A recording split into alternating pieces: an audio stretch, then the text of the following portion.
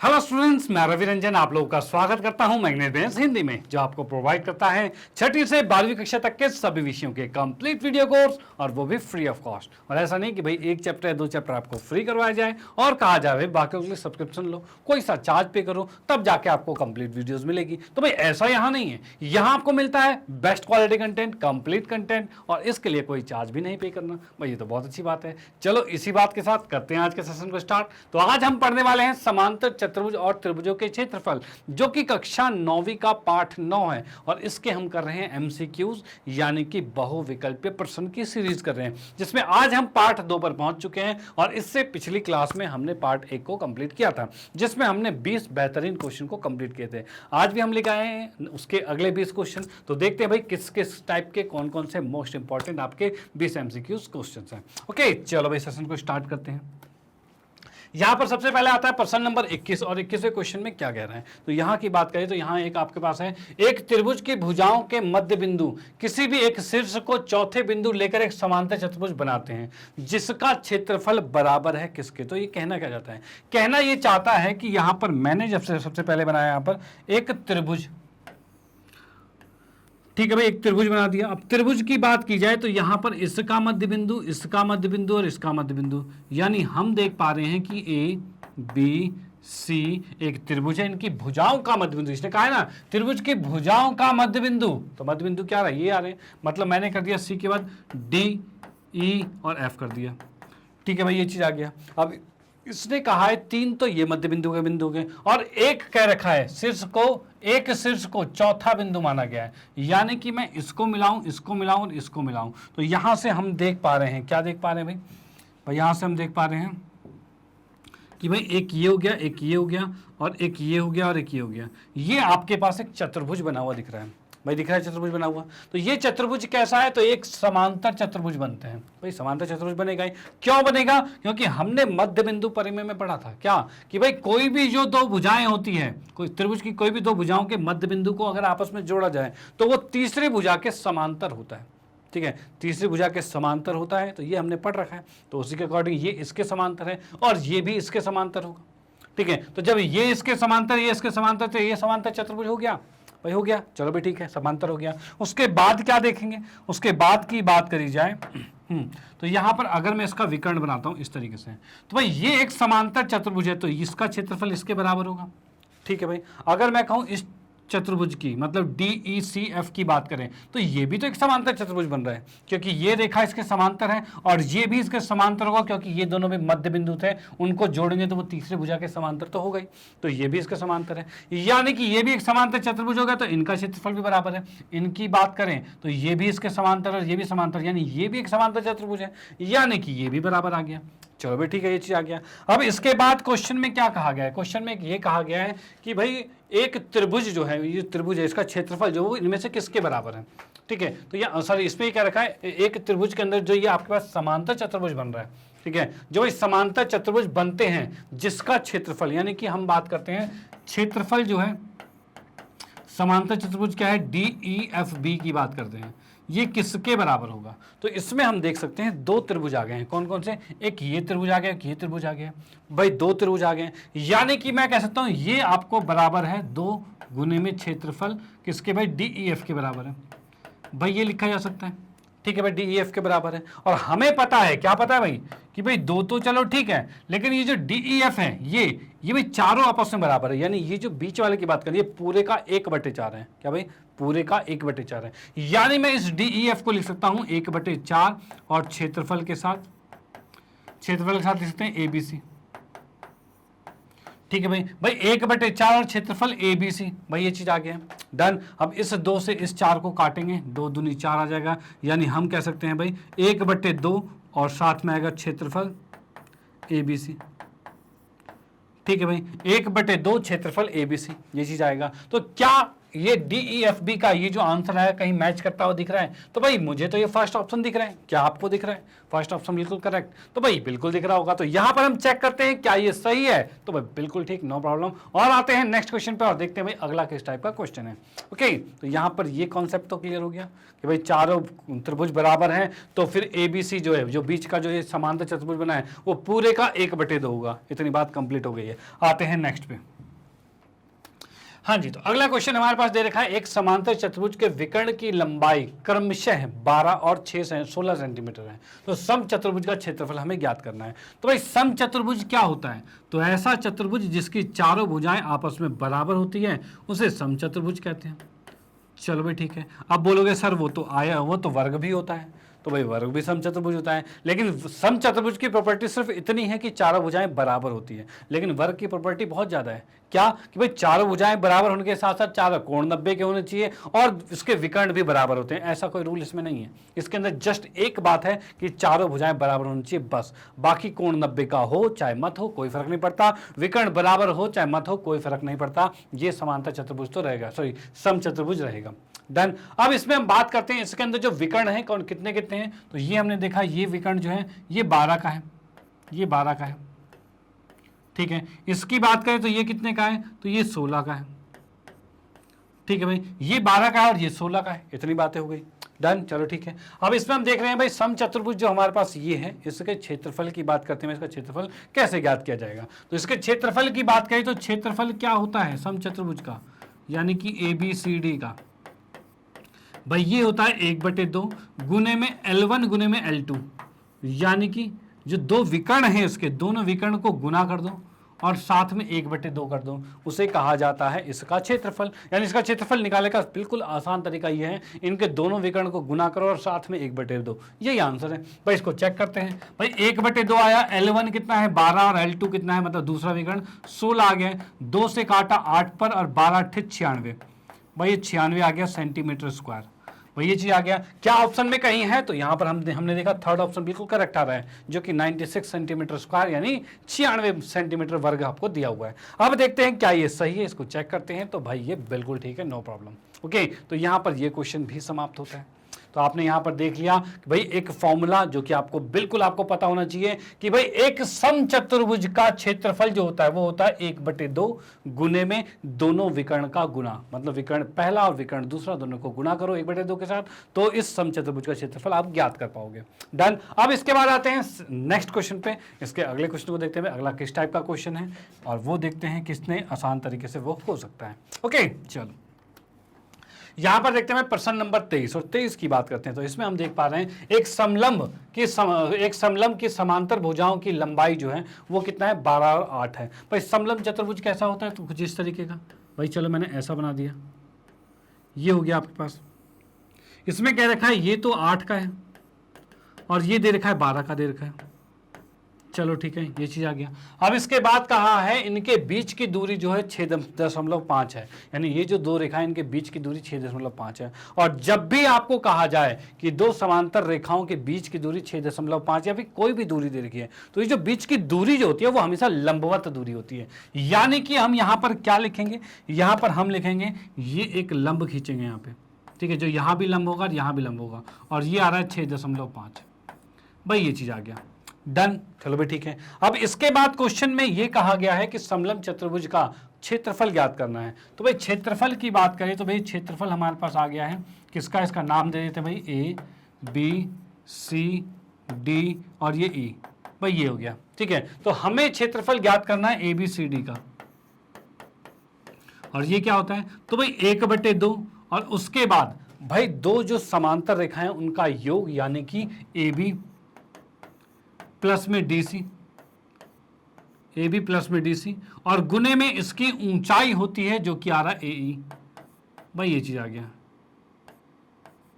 ठीक है भाई ये आ गया। अब यहां पर देखते हैं भाई किस तरीके से ये सॉल्व होगा। तो यहां पर हमारे पास सारे वैल्यूज तो इसकी है ही, तो इसको रख देते हैं। तो भाई AB कितना है, तो ये 8 है, ठीक है। DC कितना है, तो भाई 12 है, और गुने में AE की बात करें तो ये कितना है, तो 6.5 है, भैया आ गया। इसको हमने जोड़ा तो कितना आ रहा है, तो 12 8 20 आ गया बटे में 2 और गुने में 6.5 है, ठीक है, इसको काटा तो ये 10 पर कटा और 10 से इसको गुना करेंगे तो ये आ गया 65 सेंटीमीटर स्क्वायर।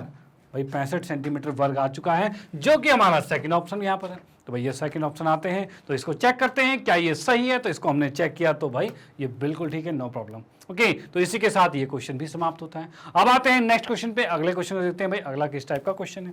चलो भाई बहुत बढ़िया। हाँ जी, तो अगला क्वेश्चन हमारा 24वां क्वेश्चन है और ये क्या कह रहा है हमें, तो ये हमें कह रहा है दी गई आकृति ए बी सी डी एक समलंब चतुर्भुज है। ये एक ए बी सी डी जो है ये एक समलंब चतुर्भुज है, जिसके अंदर ए एल, ये ए एल जो कि लंब है और बी एम जो है ये भी लंब है। ठीक है भाई, डीसी के ऊपर। और उसके बाद दे रखा है ए बी 7 का है। ए बी कौन सा है, तो ए बी की बात करें ये जो है ये आपको 7 का दे रखा है। चलो बहुत बढ़िया। और उसका बी सी ए डी यानी कि बात करें ये दोनों चीजें, दोनों क्या है 5 के हैं। ठीक है भाई, उसके बाद हम देखते हैं बी एम और ए एल, ये बी एम है और ए एल है, दोनों 4-4 सेंटीमीटर के हैं। चलो भाई ये भी ठीक है। उसके बाद क्या कहा है, तो भाई कह रहा है तो समलंब चतुर्भुज ए बी सी डी का क्षेत्रफल ज्ञात कीजिए। देखो पिछला क्वेश्चन जो था उसके अंदर भी हमने समलंब चतुर्भुज का क्षेत्रफल ज्ञात किया था, और उसके अंदर जो क्षेत्रफल था वो क्या था भाई, वो क्षेत्रफल आपका था भाई 1/2 था।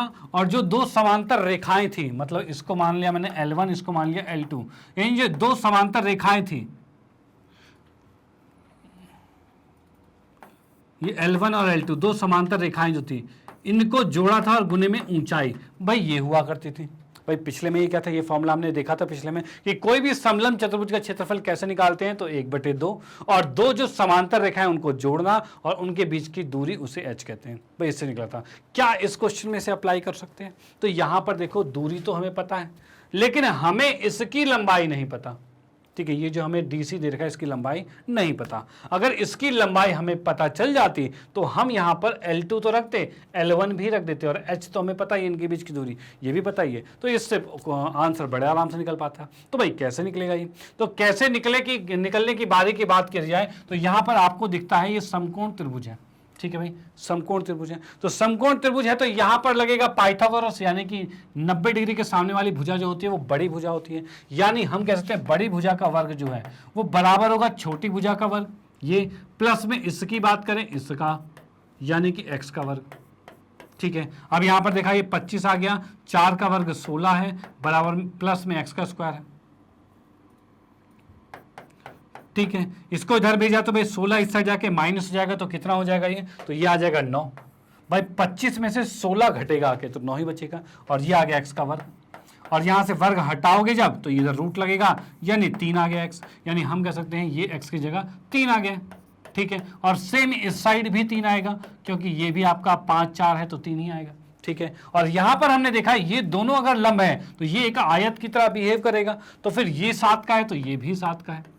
ठीक है, अब मुझे बता दो ये L1 जो आ रहा है, मतलब जो पूरे की लंबाई है वो कितनी है, तो भाई वो है 7 3 10 3 13 आ रहा है। तो यहां पर हम कह सकते हैं कि भाई क्षेत्रफल जो है वो भी किसका, समलंब चतुर्भुज ABCD का क्या होगा ये, तो ये आएगा 1/2 गुने में, भाई ब्रैकेट में क्या आ रहा है, दोनों लंबाइयों की को जोड़ेंगे, इसको जोड़ेंगे, यानी कि हम इसमें कह सकते हैं कि भाई DC प्लस में AB, भाई DC और AB को जोड़ा जाएगा। ठीक है, और फिर गुने में आएगा क्या, ऊंचाई, भाई इन दोनों के बीच की दूरी कितनी है, तो 4 है, तो भाई इसको लिखा हमने AL लिख दिया। अब इसको यहां पर रख देते हैं सारे मान को, 1/2 लिखा। ठीक है, DC कितना है, तो DC हमारे पास दे रखा है 7 3 10 3 13 है, और भाई AB कितना है, तो 7 है, और AL कितना है, तो 4 है, ये आ गया भाई 2 से काटा इसको 2 पे। ठीक है, ये आ गया 20 गुने में 2 यानी कि 40 आ गया। तो भाई हम देख सकते हैं 40 सेंटीमीटर स्क्वायर ये आ चुका है, जो कि ऑप्शन नंबर 3 है।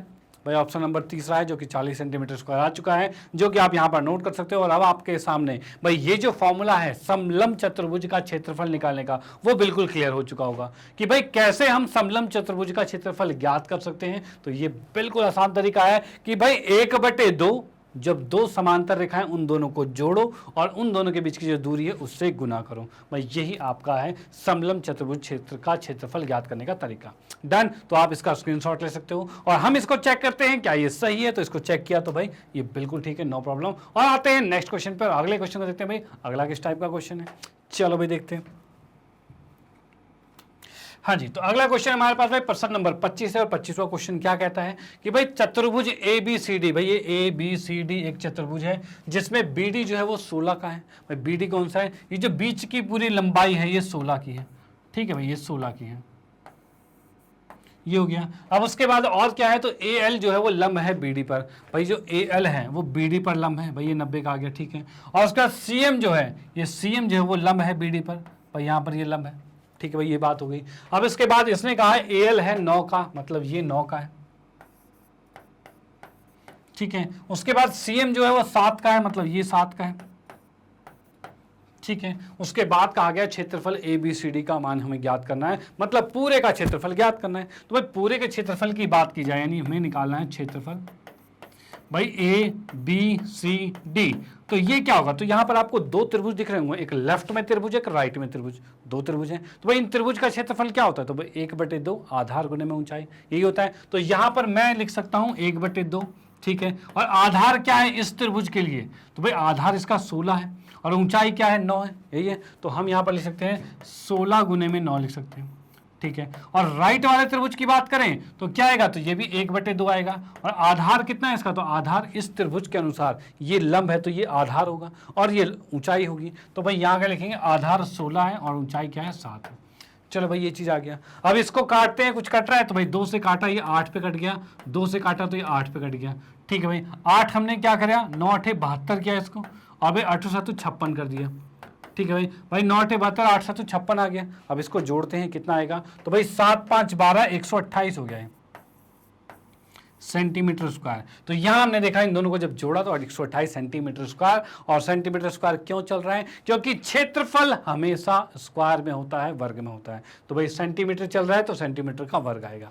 डन। तो ये क्वेश्चन भी यहां समाप्त होता है और यहां हमने देखा थर्ड ऑप्शन बिल्कुल करेक्ट आता है जो कि 128 सेंटीमीटर स्क्वायर है। अब इसको चेक करते हैं क्या ये सही है, तो यहां हमने चेक किया तो भाई ये बिल्कुल ठीक है, नो प्रॉब्लम। और आते हैं नेक्स्ट क्वेश्चन पे और देखते हैं भाई अगला कौन से टाइप का क्वेश्चन है। ओके चलो भाई देखते हैं।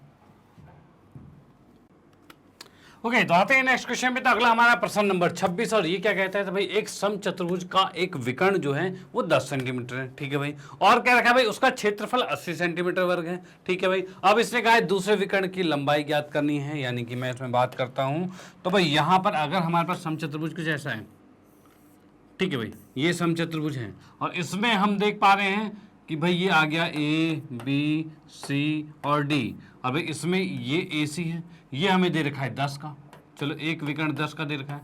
और दूसरा विकर्ण हमें ज्ञात करना है भाई ये जो विकर्ण दूसरा वाला है वो कितने का होगा, ये विकर्ण ज्ञात करना है। और इसका क्षेत्रफल 80 दे रखा है। भाई क्या फॉर्मूला था क्षेत्रफल का, तो भाई समचतुर्भुज के क्षेत्रफल का फॉर्मूला, क्षेत्रफल वो भी किसका भाई, समचतुर्भुज,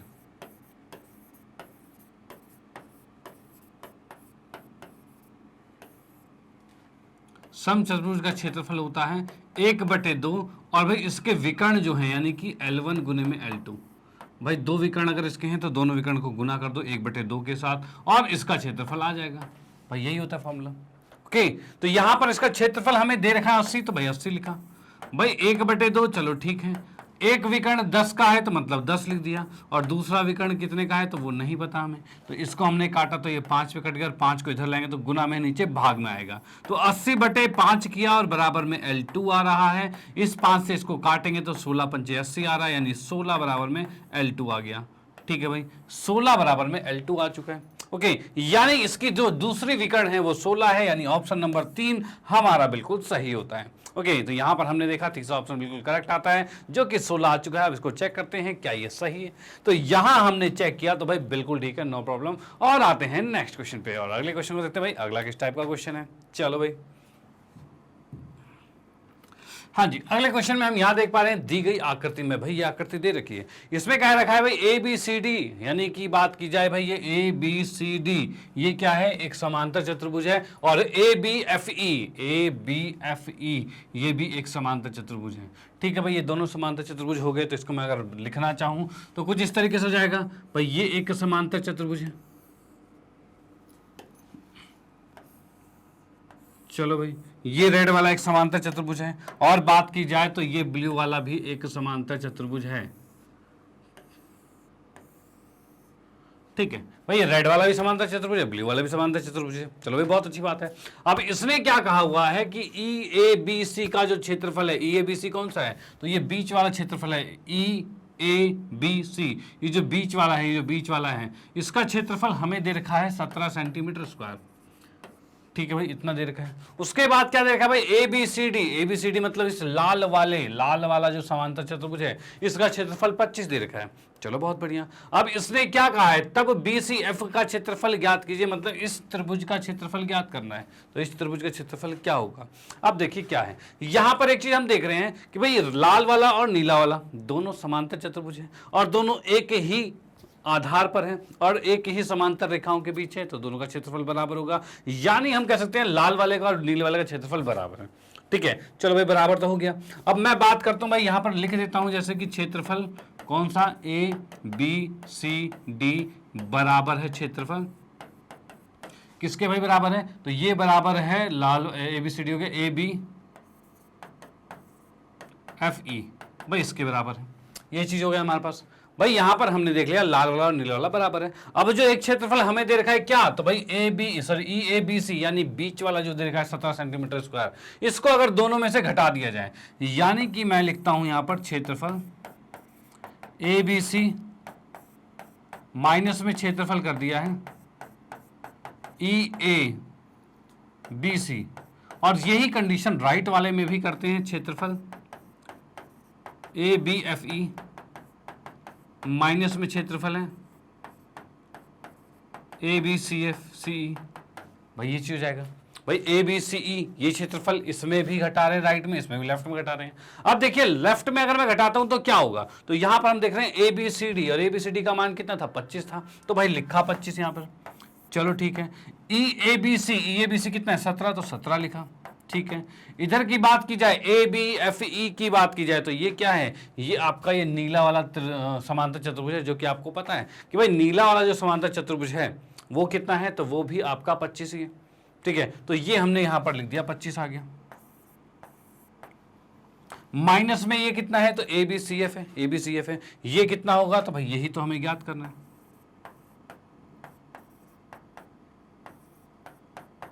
भाई ये चीज हमें ज्ञात करना है, sorry A B C F नहीं ज्ञात करना, ये तो मैंने थोड़ा सा गड़बड़ चीज लिख दी है यहाँ पर ये गड़बड़ लिख दी है, यहाँ पर ऐसा कुछ नहीं है। यहाँ पर क्या देख पा रहे हो भाई, ए बी एफ ई क्या है, ए बी एफ ई ये है, उसमें से हम घटा रहे हैं ए बी सी ई, मतलब बीच वाले को घटा रहे हैं। तो एक चीज देखिए भाई, अगर पूरे में से इसको घटा दूं तो क्या ये त्रिभुज नहीं बचेगा, भाई जो निकालना है वही रखना है, बाकी सबकी वैल्यू नहीं रखनी है, आपको बस ये देखना है कि भाई पूरे में से अगर इस बीच वाले को घटा दो तो ये त्रिभुज बचेगा। और क्या हमें यही निकालना था, तो भाई बिल्कुल यही निकालना था। तो भाई हम यहां पर लिखेंगे क्षेत्रफल क्या आएगा भाई, बी सी एफ, भाई ये मैंने लिख दिया इसमें से इसको घटा के। चलो भाई बहुत बढ़िया। अब देखिए 25 में से 7 गया, कितना बचेगा, तो भाई 8 सेंटीमीटर बचेगा, और ये आ गया क्षेत्रफल बी सी एफ। भाई ये हो गया। भाई यहां पर हमने देखा कि पूरे में से इसको घटाया तो ये तो 8 आया, तो भाई पूरे में से पूरा जो लाल वाला है वो भी तो नीला वाला ही था, 25 ही था, और इस 25 में से भी 17 घटाओगे तो ये भी 8 आएगा, तो 8 ही तो निकालना था, वो हमारा 8 आ चुका है। डन। तो यहां पर ऑप्शन कौन सा आ रहा है, तो चौथा ऑप्शन बिल्कुल करेक्ट आ रहा है। इसको चेक करते हैं क्या ये सही है, तो यहां मैंने देखा इसमें, तो भाई बिल्कुल ठीक है, नो प्रॉब्लम। और आते हैं नेक्स्ट क्वेश्चन पे, अगले क्वेश्चन को देखते हैं भाई अगला किस टाइप का क्वेश्चन है और वो कैसे बड़े आराम से होगा। चलो भाई देखते हैं। हाँ जी, तो अगला जो है प्रश्न नंबर 28 और 28वें क्वेश्चन में हम देख रहे हैं कि भाई ए बी सी और बी डी ई कौन कौन सा, भाई ए बी सी ये बड़ा त्रिभुज और बी डी ई ये छोटा त्रिभुज, ये दोनों त्रिभुज क्या है, तो समबाहु त्रिभुज हैं। ये भाई नोट कर लेना, क्या है, समबाहु त्रिभुज। समबाहु मतलब भाई ऐसी त्रिभुज जिसके तीनों भुजाएं बराबर होती है उसे समबाहु त्रिभुज कहते हैं। यानी कि कहा जाए अगर ये पूरा का पूरा 2a है, अगर ये 2a का है तो ये भी 2a का होगा, ठीक है भाई, और ये भी 2a का होगा।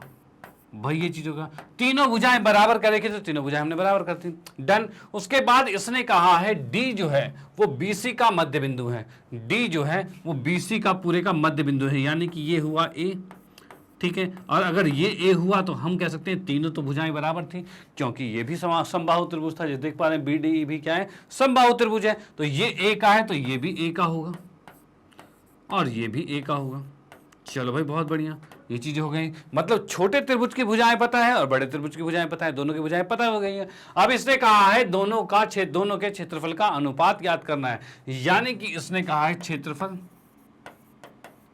भाई BDE बटे में क्षेत्रफल ABC, भाई इन दोनों की बात चल रही है। भाई BDE की बात की जाए तो BDE मतलब ये छोटा त्रिभुज, और छोटे त्रिभुज का क्षेत्रफल कैसे निकलेगा, तो भाई समबाहु त्रिभुज का क्षेत्रफल क्या होता है, तो √3/4 और भुजा का वर्ग, भाई यही होता है।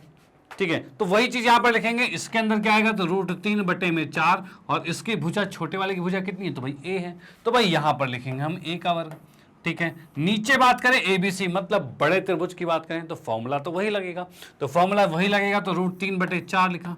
ठीक है, और इसकी भुजा का वर्ग, भुजा कितना है, तो 2A है, तो 2A का वर्ग आएगा।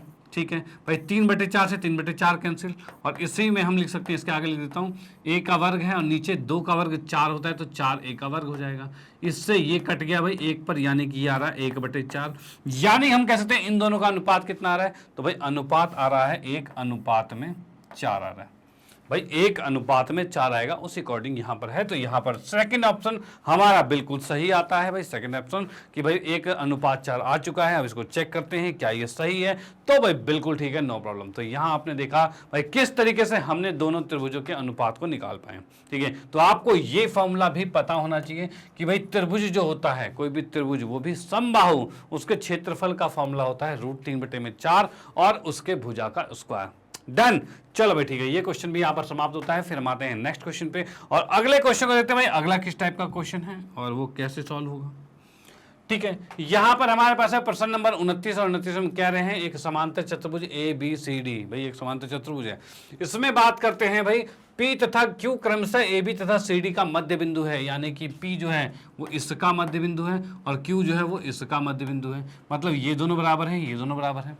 ठीक है, और जैसा कि हमें पता है कि भाई ये दोनों रेखाएं जो होगी वो समांतर होगी, भाई दोनों रेखाएं समांतर होगी, तो समांतर होने के कारण ये तो एक समांतर चतुर्भुज बन गया, जैसा कि क्वेश्चन में हमें दे रखा था ये समांतर चतुर्भुज है। और यहां पर देखिए भाई ये एक समांतर चतुर्भुज और नीचे दोनों हिस्से बराबर हो गए, भाई दोनों हिस्से बराबर, बराबर मतलब भाई ये हिस्सा और ये हिस्सा आपस में बराबर है। और यहां पर हम देख पा रहे हैं कि भाई ये अगर देखा जाए तो ये दोनों मध्य बिंदु हो रहे हैं। मध्य बिंदु का मतलब अगर ये पूरी भुजा मान लो कि 2A की थी, भाई मान लो पूरी भुजा 2A की थी, यानी फिर ये A का होगा और ये 1 का होगा, भाई क्योंकि मध्य बिंदु कहा गया था, यही होगा। और सेम नीचे वाले में होगा, क्योंकि अगर ये पूरा 2A का है तो ये भी 2A का होगा, क्योंकि ये पूरा समांतर चतुर्भुज था, तो इसका मतलब उसका आधा भी बराबर होगा, यानी कि ये भी A का और ये भी A का।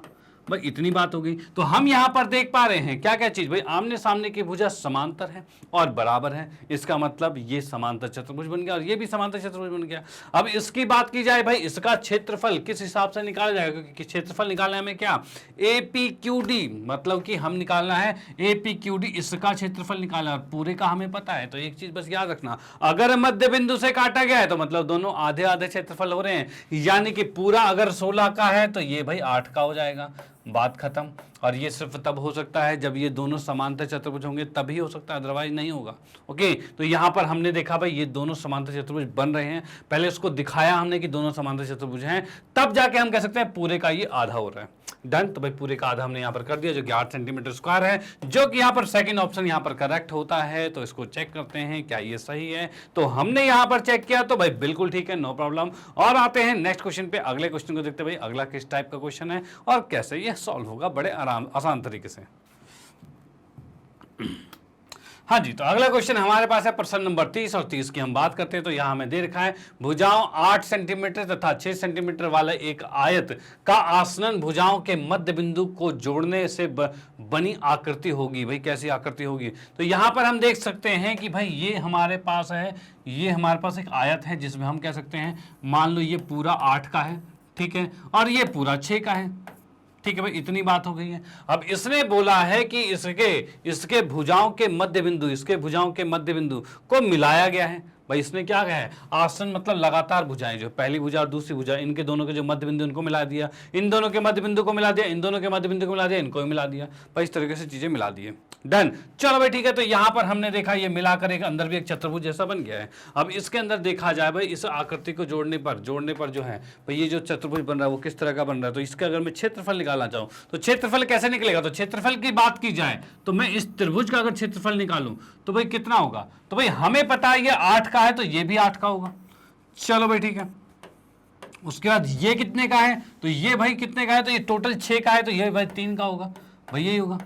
ठीक है, यानी त्रिभुज का क्षेत्रफल कितना होगा भाई ऊपर वाले त्रिभुज का, तो 1/2 और आधार मतलब कि 8 और गुने में ऊंचाई मतलब 3, और इसको हमने काटा 3 चौक 12, 4 तिया सॉरी 2 चौक 8, 4 तिया 12, भाई ये 12 आ गया। यानी ऊपर वाले का क्षेत्रफल 12 है, क्या नीचे का भी 12 होगा, तो भाई बिल्कुल, क्योंकि ये भी तो 3 का ही होगा, भाई ये भी 3 का ही होगा। डन, तो भाई ये भी हमारे पास आ गया 3 का।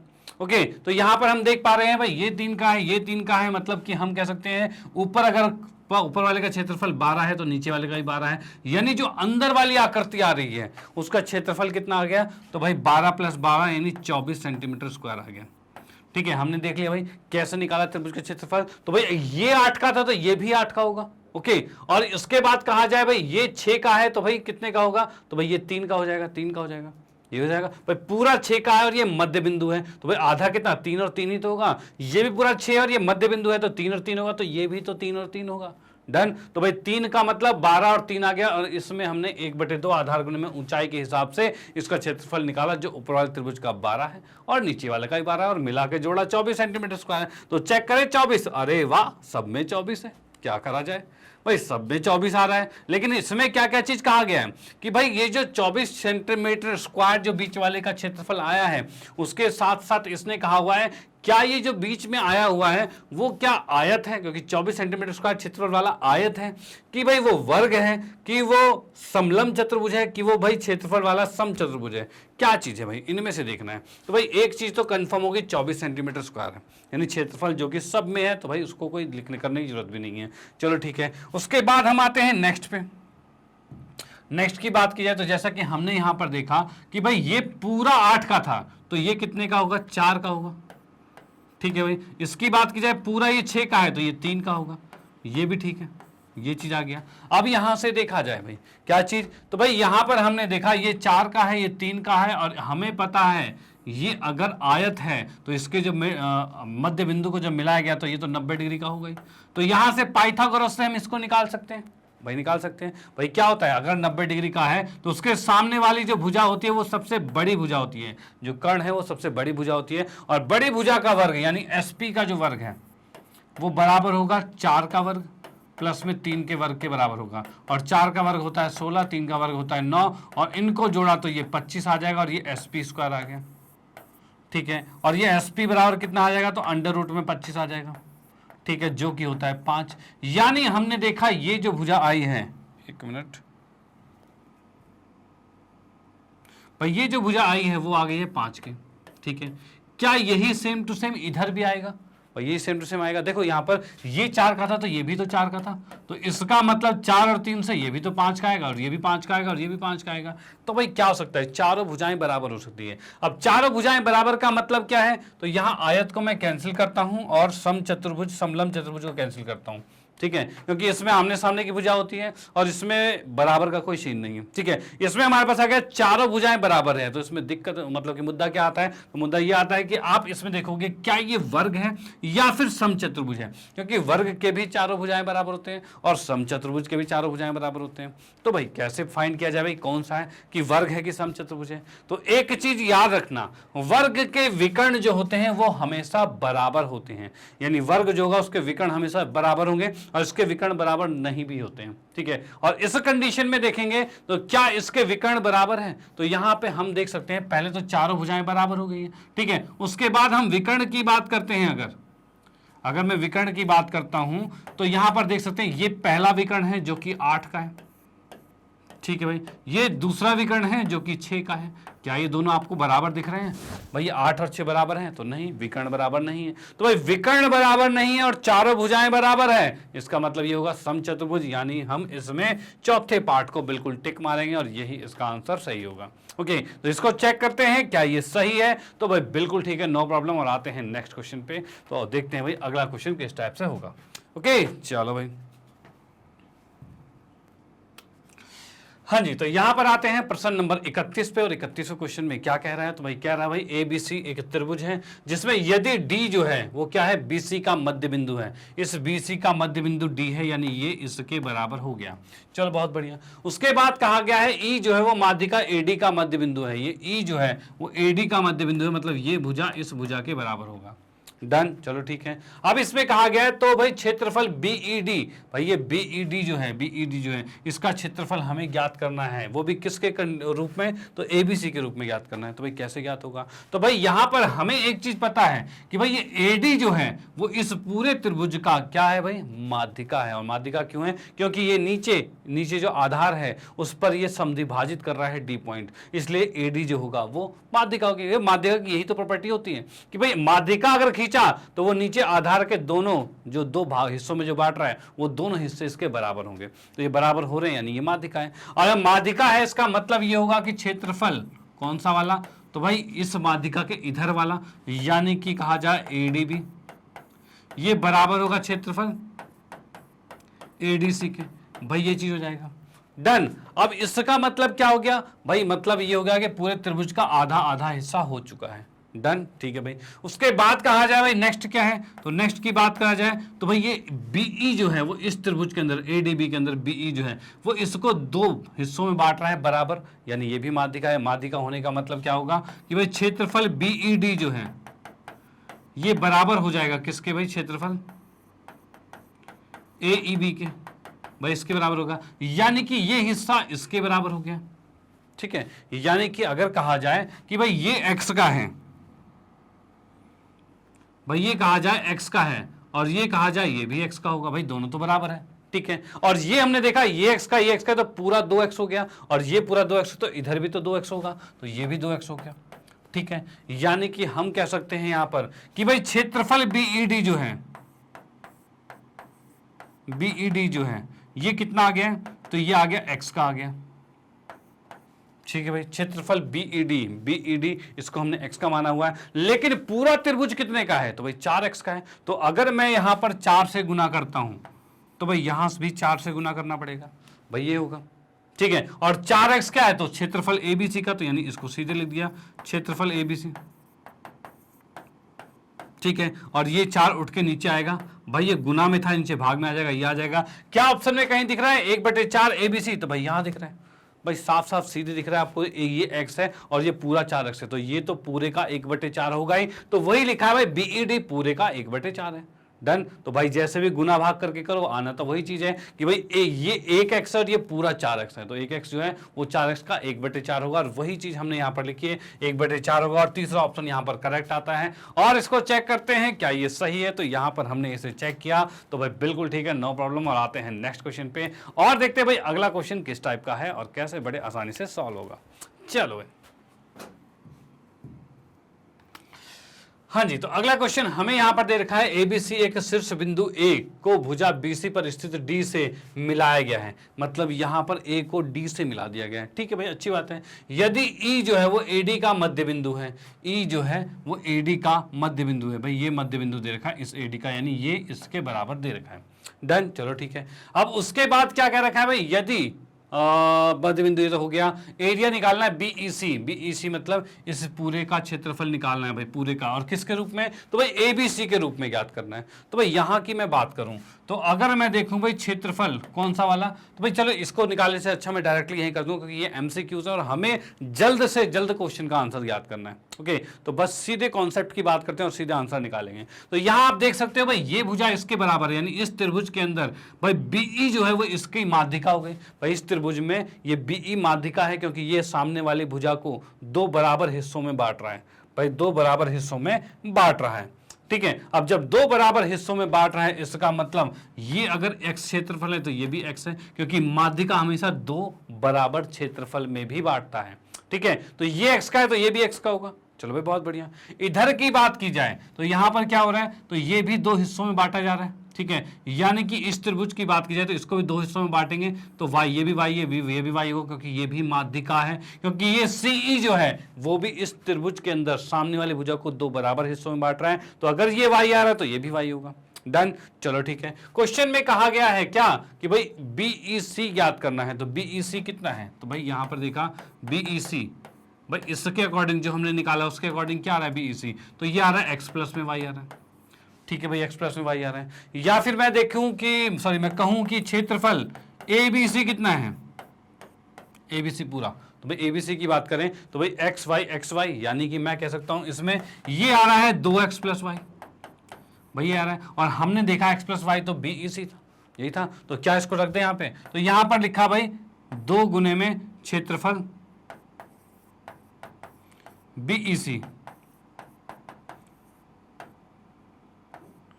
ठीक है, और यहां पर लिखा क्षेत्रफल एबीसी, ये आ गया भाई 2 गुणों में क्षेत्रफल बीईसी और यहां पर एबीसी है। इस 2 को उठाकर नीचे लेके आएंगे तो ये आ जाएगा भाई 1/2 और ये आ गया भाई क्षेत्रफल एबीसी बराबर में आ गया क्षेत्रफल बीईसी, भाई ये चीज आ गया। भाई क्षेत्रफल बीईसी जो है ये कितना आ चुका है 1/2 क्षेत्रफल एबीसी। क्या ऐसा कहीं ऑप्शन में है, तो भाई ये पहला ऑप्शन ही दिख रहा है हमें, भाई 1/2 एबीसी है जो कि बीईसी के बराबर है, तो ये ऑप्शन बिल्कुल करेक्ट आता है। इसको चेक करते हैं भाई क्या ये सही है, तो यहां हमने देखा तो भाई बिल्कुल ठीक है, नो प्रॉब्लम। और फिर आते हैं नेक्स्ट क्वेश्चन पे और अगले क्वेश्चन को देखते हैं भाई अगला किस टाइप का क्वेश्चन है।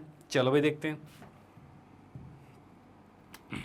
हाँ जी, अगले क्वेश्चन की बात करते हैं तो प्रश्न नंबर 33 और 33 में देख पा रहे हैं कि भाई एबीसी त्रिभुज में, ये पूरा जो त्रिभुज एबीसी है इसमें दे रखा है डी जो है बीसी का मध्य बिंदु है, यानी इस डी की बात करें ये पूरे का मध्य बिंदु है। ठीक है भाई, अब उसके बाद क्या रखा है ई जो है वो बीडी का मध्य बिंदु है, ई जो है वो बीडी का मध्य बिंदु है, यानी कहा जाए ई अगर इसका मध्य बिंदु है तो ये ए का है तो ये भी ए का होगा, भाई यही चीज होगा, भाई दोनों बराबर होंगे। और अगर ये ए का है तो ये पूरा कितने का होगा, तो ये 2a है तो ये भी 2a होगा, ये भी चीज होगा, यानी टोटल मिला के कहा जाए तो ये 4a आ रहा है। चलो कोई बात नहीं, ये 4a आ रहा है, डन। अब उसके बाद भाई क्वेश्चन में क्या कहा गया है और क्या कह रखा है, तो इसमें दे रखा है भाई ओ जो है वो ए का मध्य बिंदु है, ओ जो है वो ए का, यानी ये इसके बराबर दे रखा है, ये इतनी बात कर रखी है। ओके चलो भाई ठीक है। अब इसने कहा है क्षेत्रफल बीओई को हमें ज्ञात करना है, वो भी एबीसी के रूप में।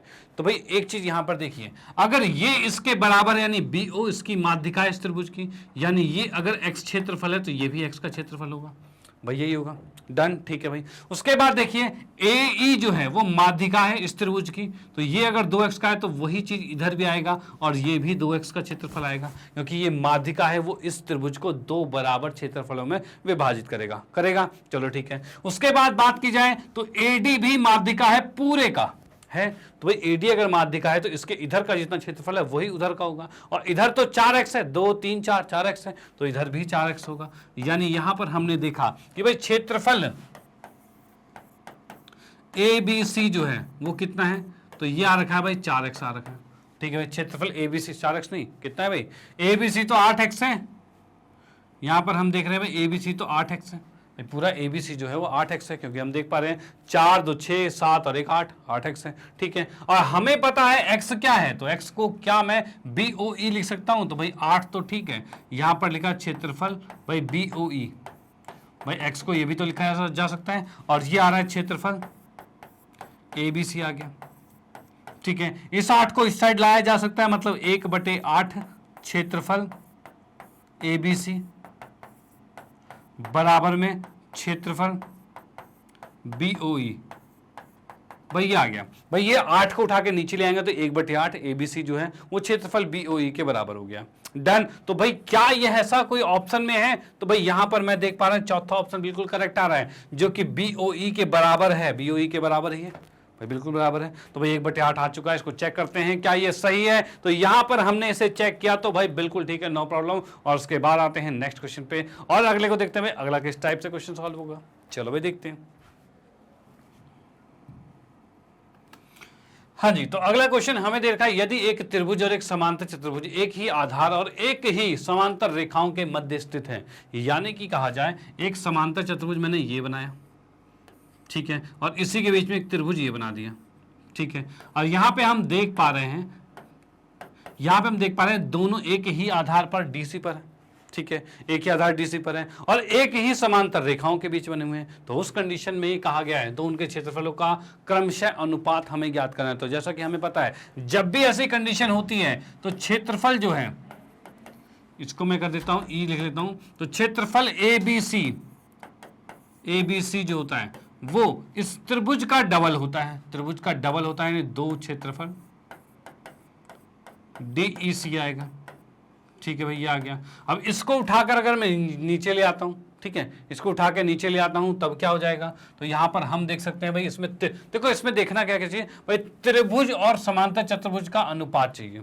ठीक है, तो त्रिभुज कौन सा है, तो DEC है। ठीक है, और इसका नाम पूरा नहीं लिखा हमने, ABC और D आएगा भाई, पूरा नाम D आएगा। ठीक है, इसका पूरा नाम D आएगा। अब यहां पर देखना भाई ABCD का क्षेत्रफल ये आ गया, तो हमने देखा भाई त्रिभुज और समांतर चतुर्भुज निकालना है, यानी त्रिभुज को ऊपर रखते हैं, इस दो को इधर ले आते हैं, 1/2 हो जाएगा, इसको नीचे ले आते हैं तो ये आ जाएगा क्षेत्रफल DEC बटे में क्षेत्रफल भाई ABCD। भाई ये चीज हो गया भाई, यहां पर हमने देखा ABCD को उठा के नीचे ले आएंगे। ठीक है, तो DEC के नीचे आ जाएगा और ये 2 उठ के नीचे आ जाएगा। ठीक है, अब देखिए त्रिभुज और समांतर चतुर्भुज का अनुपात कितना है, तो भाई 1:2 है। तो भाई यहां पर ऑप्शन नंबर 1 बिल्कुल करेक्ट होता है, जिसमें हम देख पा रहे हैं त्रिभुज और समांतर चतुर्भुज जो कि एक ही आधार पर और एक ही समांतर रेखाओं के बीच होते हैं, उनका अनुपात जो होता है वो 1:2 होता है, यानी उनके क्षेत्रफल का अनुपात जो होता है वो 1:2 होता है। डन। तो भाई इसका भी स्क्रीनशॉट ले लीजिए, ये भी क्वेश्चन यहाँ पर समाप्त होता है, इसको हम चेक करते हैं क्या ये सही है, तो यहाँ पर हमने देखा तो भाई बिल्कुल ठीक है, नो प्रॉब्लम। और आते हैं नेक्स्ट क्वेश्चन पे और देखते हैं भाई अगला किस टाइप का क्वेश्चन है। चलो ओके, तो आते हैं नेक्स्ट पे। तो अगला हमारे पास है प्रश्न नंबर 35 और इसमें क्या कहना चाहता है, तो भाई कहना चाहता है एक चतुर्भुज है ABCD और इसमें क्या रखा है का एक विकर्ण AC चतुर्भुज के 2 समान क्षेत्रफल वाले भाग में बांटता है। मतलब यहां पर ये कह देता है कि भाई एक चतुर्भुज आपके पास है, भाई यहां पर हम देखते हैं, एक मिनट, हाँ, एक चतुर्भुज आपके पास है। ठीक है भाई, एक चतुर्भुज हो गया। अब इसमें से कहा गया है इसका एक विकर्ण है, भाई एक विकर्ण मैंने ये कर दिया और विकर्ण खींचते इसने देखा भाई ये 2 बराबर क्षेत्रफलों में बांट रहा है। चलो अच्छी बात है। अब ये बराबर क्षेत्रफल में बांट रहा है तो ABC इनमें से क्या होगा, तो एक चीज हमने पढ़ी है भाई, बहुत देर से पढ़ते आ रहे हैं कि भाई क्या, कि भाई कोई भी समांतर चतुर्भुज होता है तो उसके अंदर उसके जो विकर्ण होते हैं वो उसको 2 बराबर क्षेत्रफल में विभाजित करते हैं। डन। तो यहां पर कौन सा ऑप्शन होना चाहिए, तो भाई क्या एक समांतर चतुर्भुज पर टिक लगा दूं, कि आयत भी ऐसा होता है कि भाई विषम कोण सम चतुर्भुज जो है, भाई एक विषम कोण सम चतुर्भुज जो होता है वो भी बात करें। ठीक है भाई, तो इनमें से कौन सा वाला होगा जो कि आपका बराबर होगा, क्या सम चतुर्भुज हो सकता है कि आयत या फिर समांतर चतुर्भुज, इनमें से देखते हैं भाई तीनों में से। तो एक चीज मुझे बताइए, समांतर चतुर्भुज की प्रॉपर्टी क्या होती है, तो समांतर चतुर्भुज की प्रॉपर्टी होती है कि भाई इसके गुण होते हैं कि आमने सामने की भुजाएं जो होती है वो बराबर और समांतर होती है। क्या आयत में भी ऐसा होता है, आयत अगर मैं बनाऊं ऐसा, तो भाई आयत में क्या आमने सामने की भुजा बराबर है, तो हाँ है।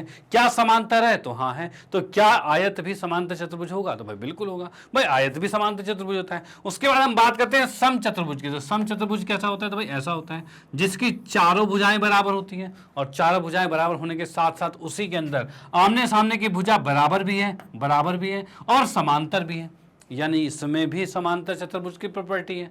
यानी कि ये तीनों चीज जो हैं वो समांतर चतुर्भुज होते हैं, आयत भी है और समांतर चतुर्भुज भी है, और ये सम चतुर्भुज भी है और ये समांतर भी है, क्योंकि समांतर का एक ही रूल है, क्या, कि आमने सामने की भुजा बराबर और समांतर होनी चाहिए, और ये प्रॉपर्टी इन तीनों के अंदर आते हैं, तो यानी कि ये तीनों समांतर चतुर्भुज होंगे। इसका मतलब इसमें आएगा इनमें से सभी, भाई यही आएगा। ऊपर सबको मैं इरेज करता हूं, मिटाता हूं और बात करते हुए नीचे, तो भाई इनमें से सभी यानी कि सभी में ऐसा होगा। ये जो ऊपर तीनों दे रखे हैं, इन तीनों में अगर मैं इसमें विकर्ण खींचता हूं, भाई इसमें विकर्ण खींचता हूं, तो इसमें भी क्षेत्रफल बराबर होगा, इसमें भी क्षेत्रफल बराबर होगा और इसमें तो बराबर है ही, यानी कि ये तीनों ऑप्शन बिल्कुल करेक्ट है। यानी हम चौथे को लगाएंगे इनमें से सभी और इसी के साथ ये क्वेश्चन होगा समाप्त। तो हम देखते हैं क्या ये सही है, तो भाई बिल्कुल ठीक है, नो प्रॉब्लम। और आते हैं नेक्स्ट क्वेश्चन पे और देखते हैं भाई अगला किस टाइप का क्वेश्चन है। चलो ओके, तो आते हैं नेक्स्ट क्वेश्चन पे। तो अगला हमारा प्रश्न नंबर 36 है। उसमें क्या रखा है भाई, क्या कि भाई ए बी सी डी एक समलंब चतुर्भुज है, यानी ये जो चतुर्भुज आपको दिख रहा है समलंब चतुर्भुज है, और इसके अंदर ए बी जो है वो डी सी के समांतर है, यानी नीचे वाली रेखा और ऊपर वाली रेखा दोनों आपस में समांतर दे रखी है।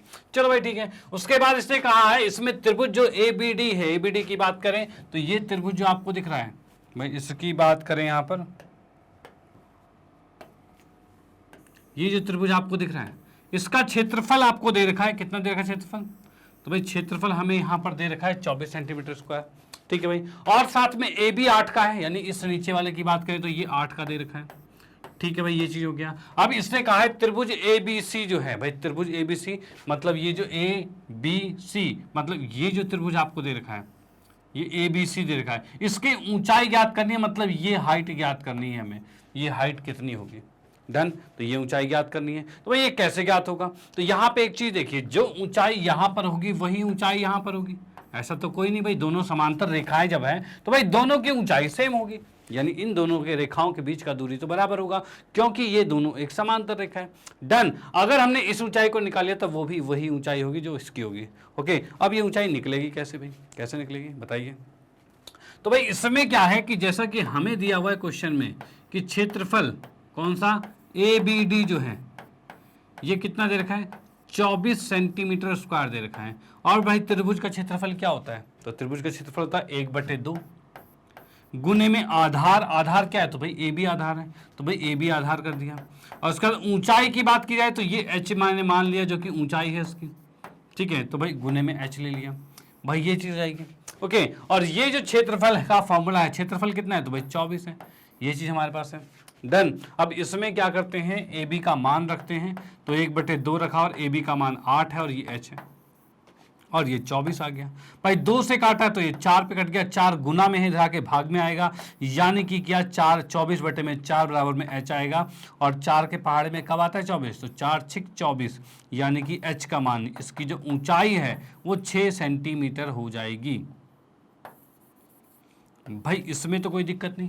तो यहां पर हमने देखा ये ऊंचाई 6 की आ गई, तो ये ऊंचाई भी 6 की होगी, इसमें भी कोई दो राय नहीं कि भाई दोनों के दोनों की ऊंचाई सेम होगी, क्योंकि ये दोनों रेखाएं समांतर हैं, ओके। तो यहां पर हम देख सकते हैं भाई 6 सेंटीमीटर इसका आंसर हो जाएगा, जो कि ए बी सी की ऊंचाई है, डन। तो क्या हम इसको चेक कर सकते हैं कि भाई क्या ये सही है, तो यहां हमने देखा तो भाई ये बिल्कुल ठीक है, नो प्रॉब्लम। और आते हैं नेक्स्ट क्वेश्चन पे, और अगले क्वेश्चन को देखते हैं भाई अगला किस टाइप का क्वेश्चन होने वाला है। चलो हाँ जी, तो अगले क्वेश्चन की बात की जाए तो प्रश्न नंबर 37 और 37 क्वेश्चन में क्या रखा है कि किसी समांतर चतुर्भुज के क्षेत्रफल उसके एक भुजा के क्या लिखा है संगत शीर्षलंब के, भाई क्या होता है, तो भाई यहां पर इसने कहा है समांतर चतुर्भुज का क्षेत्रफल और उसमें एक भुजा के संगत शीर्षलंब के क्या होता है। तो भाई यहां के बात करा जाए तो भाई मैंने एक बनाया पहले समांतर चतुर्भुज, ठीक है भाई, समांतर चतुर्भुज जो कि है ए बी सी और डी, ये हो गया। अब इसने कहा है इस समांतर चतुर्भुज का जो क्षेत्रफल होता है, यानी क्षेत्रफल ए बी सी डी जो होता है वो उसके एक भुजा कोई सी भुजा मान ले, तो किसको मैंने मान लिया तो डी सी, और गुने में उसका संगत शीर्षलंब, मतलब इस भुजा का शीर्षलंब, भाई शीर्षलंब की बात की जाए ये चीज, यानी कि ये एच हो गया हमारे पास।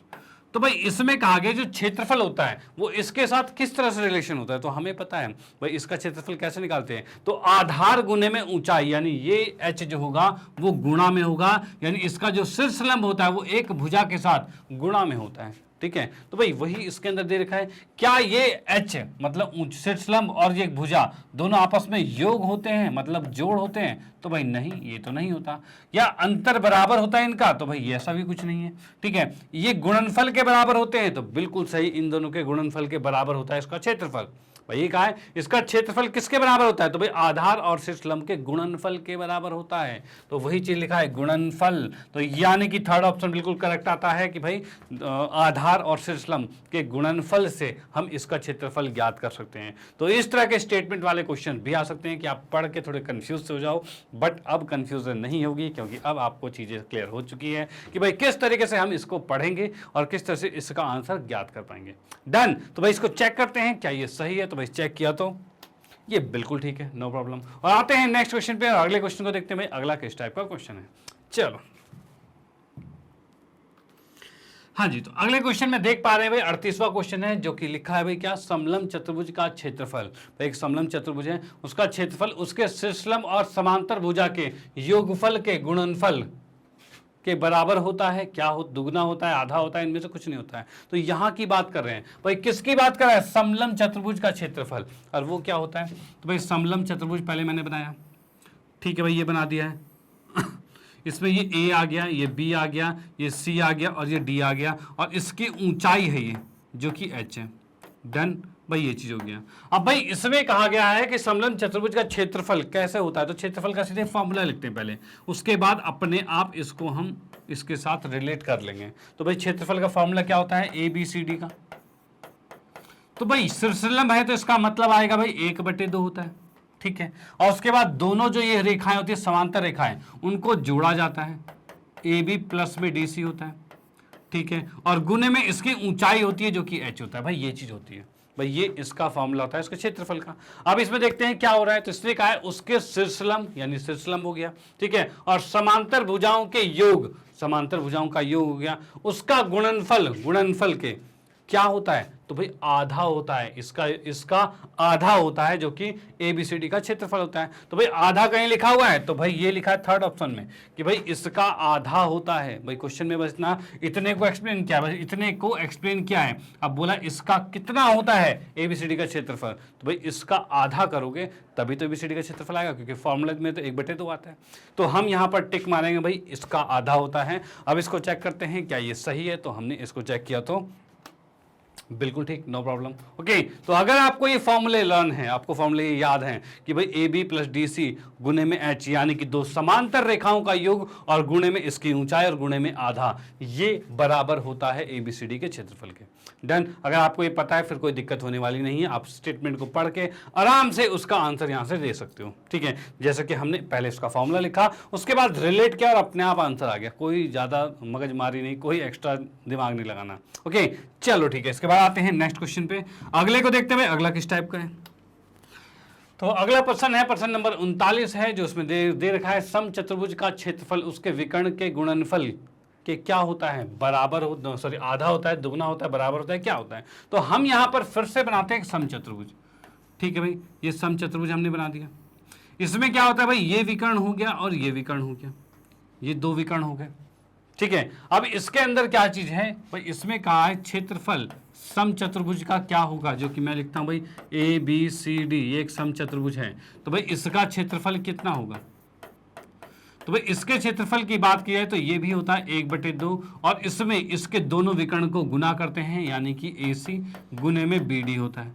भाई ये चीज होता है, ए सी गुने में बी डी होता है, यानी दोनों विकर्ण को गुना करें, उसको आधा कर दें, तो वो इसका क्षेत्रफल होता है। अब क्वेश्चन को दोबारा पढ़ते हैं। तो क्वेश्चन में कहा है समचतुर्भुज का क्षेत्रफल विकर्णों के गुणनफल का क्या होता है। तो विकर्णों के गुणनफल का, भाई ये विकर्णों का गुणनफल है, उसका आधा होता है। तो भाई आधा होता है, तो आधा कहीं लिखा है, तो भाई फर्स्ट ऑप्शन में आधा दिख रहा है हमें कि भाई आधा होता है। तो भाई चेक करते हैं क्या ये सही है। तो हमने यहां चेक किया तो बिल्कुल ठीक, नो प्रॉब्लम। तो यहां पर हम देख सकते हैं, अगर आपको फॉर्मूला याद है इसका, किसका भाई, एबीसीडी के क्षेत्रफल यानी समचतुर्भुज के क्षेत्रफल का फॉर्मूला याद है, जो कि होता है 1/2 और दोनों विकर्ण का गुना। तो आप इसको बड़े आराम से कर सकते हो।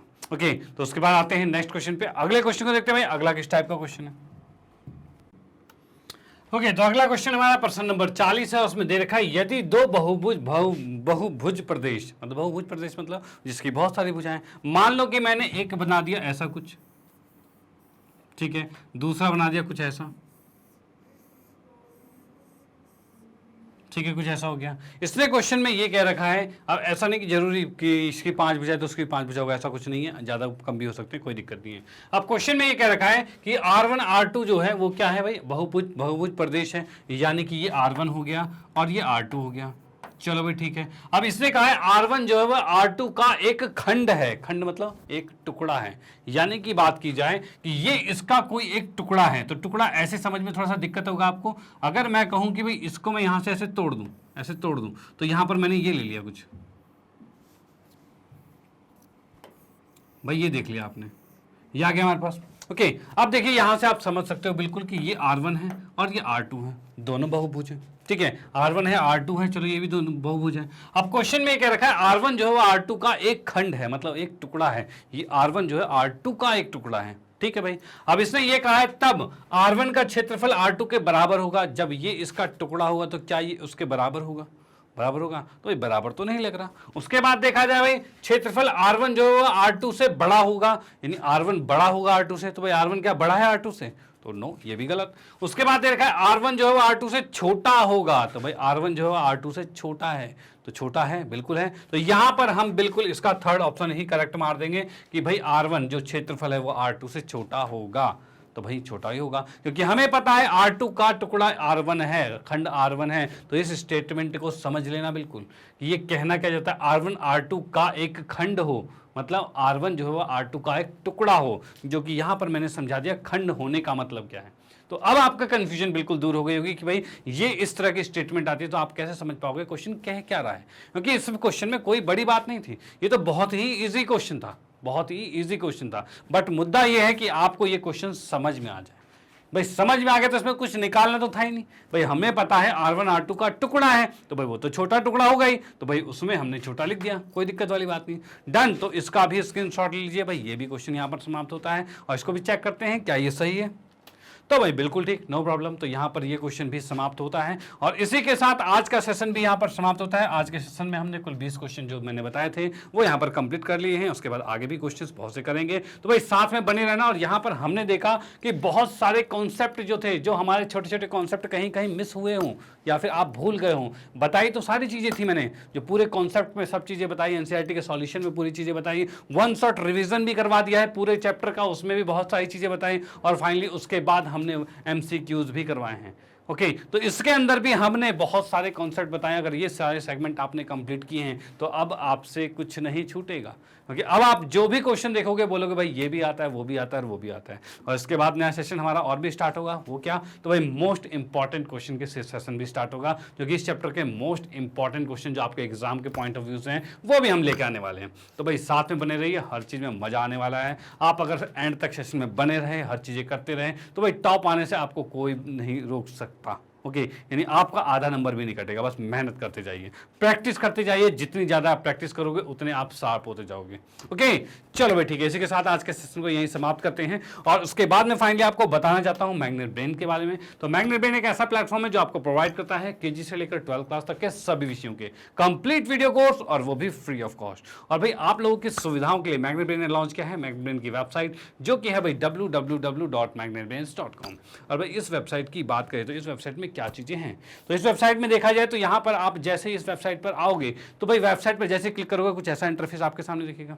ठीक है, और इस इंटरफेस में आप क्या देख सकते हो, तो यहाँ पर आप देखोगे भाई क्या क्या चीज़ें हैं। तो भाई यहाँ पर इंग्लिश मीडियम है, हिंदी मीडियम है, यूपी बोर्ड है, बिहार बोर्ड है, और भी आगे आप देखोगे बहुत से बोर्ड्स यहाँ पर अवेलेबल हैं, और भी आगे बोर्ड अवेलेबल। जैसे कि देख सकते हो यहाँ पर भाई IIT, NEET, UPSC, CUT, olympiad, NTSC, spoken English, बहुत सारी चीज़ें अवेलेबल हैं। अब इनमें से कोई भी कोर्स अगर आपको स्टडी करना है तो उस कोर्स पर क्लिक कीजिए और पूरा कंप्लीट कोर्स आपके सामने, और जिसमें सारे वीडियोस बिल्कुल अरेंज फॉर्म में, बिल्कुल सिस्टमैटिक तरीके से, और इसका कोई चार्ज भी नहीं पे करना। तो ये तो बहुत अच्छी बात है। चलो भाई देखते हैं भाई किस तरीके से पूरे कोर्स को स्टडी करना है। तो फॉर एग्जाम्पल जैसे कि आप लोग हो हिंदी मीडियम में तो आप हिंदी पर क्लिक करोगे, आप हो कक्षा 9वीं पर तो 9वीं पर क्लिक करोगे, 9वीं पर क्लिक करते आप देखोगे 9वीं कक्षा के सभी टीचर्स आपको यहाँ पर मौजूद मिल जाएंगे। अब आपको 9वीं कक्षा में किसी भी विषय में कोई भी दिक्कत होती है तो उस विषय के टीचर के सामने वॉच नाउ पे क्लिक कीजिए और पूरा कंप्लीट कोर्स आपके सामने। फॉर एग्जांपल जैसे कि आपको मैथमेटिक्स यानी गणित विषय का पूरा कोर्स देखना है तो भाई यहाँ पर आप आओगे, गणित यानी मेरे सामने यहाँ वॉच नाउ पर क्लिक करोगे, और वॉच नाउ पर क्लिक करते आप देखोगे कुछ तो इस तरह का इंटरफेस दिखेगा, जिसमें आप देख पाओगे भाई नीचे चैप्टर्स हमारे पास है, पाठ्यक्रम का परिचय, संख्या पद्धति, और उसके बाद और भी बहुत से चैप्टर्स यहाँ पर मौजूद हैं। तो भाई इन चैप्टर्स में आप जैसे क्लिक करोगे, भाई इनमें कोई भी चैप्टर आपको अगर स्टडी करना है तो उस चैप्टर पर क्लिक कीजिए, और चैप्टर पर क्लिक करते ही एक वीडियो की पूरी लिस्ट खुल जाएगी। तो भाई उस लिस्ट में है क्या, तो उस लिस्ट की बात की जाए तो वहां पर सबसे पहले आपको मिलेगा उस चैप्टर का एक फुल कॉन्सेप्ट वीडियो, यानी पूरे चैप्टर को बिल्कुल बेहतरीन तरीके से, एकदम कहते हैं ना बिल्कुल बारीकियों से एडवांस लेवल तक हर चीज को बिल्कुल समझा रखा है। ओके, उसके बाद क्या है, तो उसके बाद आपको मिलता है उसी कॉन्सेप्ट के आधार पर पूरे एनसीईआरटी का सॉल्यूशन, जिसमें हम बहुत सारे क्वेश्चंस की प्रैक्टिस करेंगे। फॉर एग्जांपल हम एनसीईआरटी के अंदर उसके उदाहरण, सभी उदाहरण और प्रश्नावली के सभी क्वेश्चन सबको हम बेहतरीन तरीके से कंप्लीट करेंगे। ओके, करेंगे क्या, कर चुके हैं, तो आप उसको वहां पर देख सकते हैं। उसके बाद आता है क्या, तो उसके बाद आता है भाई पूरे कंप्लीट चैप्टर रिवीजन, यानी कि वन शॉट रिवीजन, ही एक वीडियो में पूरे कंप्लीट चैप्टर को रिवाइज करवा दिया गया है। डन, चलो भाई ठीक है। उसके बाद क्या है, तो उसके बाद की हम बात करते हैं, तो यहां पर हमें मिलता है MCQs question, most important question, और भी आगे हम आपके लिए बहुत सारी चीजें लेके आएंगे, जैसे टेस्ट सीरीज होती है, असेंबली पेपर होते हैं, ये भी चीजें और आपके लिए लेके आएंगे। तो भाई बस साथ में बने रहिए, अब आपको कहीं बाहर जाने की जरूरत नहीं, कोई भी वीडियो कोर्स परचेज करने की जरूरत नहीं, हर चीज बिल्कुल बेस्ट क्वालिटी में हम आपको प्रोवाइड करवा रहे हैं, तो आप इसका फायदा उठाइए। तो करना क्या है, तो करना जस्ट ये है कि यहाँ पर आपको बस चैप्टर पर क्लिक करना है, और चैप्टर पर क्लिक करते ही वीडियो की लिस्ट खुलेगी, उस वीडियो पर क्लिक करना है और वीडियो को इस तरीके से प्ले हो जाएगी आपके सामने, और इसका फायदा उठाना है। डन, चलो भाई ठीक है। इसके बाद फाइनली आपको बताना चाहता हूँ, मैग्नेट ब्रेन ने, जो मैग्नेट ब्रेन हिंदी में जो 7वीं कक्षा से 12वीं कक्षा तक के सभी विषयों के कंप्लीट वीडियो कोर्स यहाँ पर अवेलेबल हैं। तो इन चीजों को आप अपने फ्रेंड सर्कल में, रिलेटिव में, या फिर कोई भी आपके जान पहचान में है जो इन कक्षाओं में पढ़ते हैं, उनको ये चीजें सजेस्ट कीजिए, जिससे भाई उनको भी इसका फायदा मिल पाए। ओके, तो भाई आपको इसका फायदा मिल रहा है, उनको फायदा मिले, तो भाई बहुत अच्छी बात होगी। इसी के साथ कहना चाहता हूं, अगर वीडियो आपको अच्छी लगती है तो इसको लाइक कीजिए, न्यू है तो सब्सक्राइब कीजिए, और शेयर तो आप करते ही रहिए। Okay bye, thank you.